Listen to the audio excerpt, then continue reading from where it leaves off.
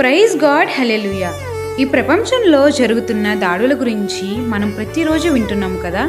దేశాల మధ్య జరుగుతున్న దాడుల్లో ఎంతోమంది వారి కుటుంబాలను, వారి ప్రాణాలను కోల్పోతున్నారు. మనమైతే దేవుని కృపలో జాగ్రత్తగా ఎంతో భద్రంగా సజీవుల లెక్కలో ఉన్నాము కదా. కానీ ఒకసారి ఇరాన్ అండ్ ఇజ్రాయెల్ దేశాల గురించి, దేశంలో ఉన్నవారి గురించి ఆలోచిద్దామా? ఇరాన్ అండ్ ఇజ్రాయెల్ దేశంలో ఉన్న ప్రజల గురించి మన అనుదిన ప్రార్థనలో జ్ఞాపకం చేసుకుందామా?